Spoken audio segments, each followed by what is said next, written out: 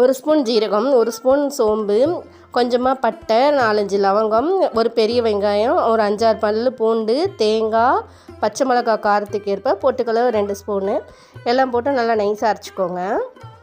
தண்ணி விடாமல் ஃபஸ்ட்டு அரைச்சிக்கோங்க. அப்புறம் தண்ணி விட்டு கொஞ்சமாக தண்ணி விட்டு நல்லா சட்னி மாதிரி அரைச்சிக்கோங்க. ஒரு கடாயில் 3 ஸ்பூன் எண்ணெய் விட்டுக்கோங்க. கடுகு, கருவேப்பிலை போட்டுட்டு வெங்காயம் ஒரு 4-5 வெங்காயம் பொடி பொடியாக அரைச்சிக்கோங்க. பெரிய வெங்காயம் 2 மீடியம் சைஸ் தக்காளியும் போட்டு நல்லா வதக்கிக்கோங்க.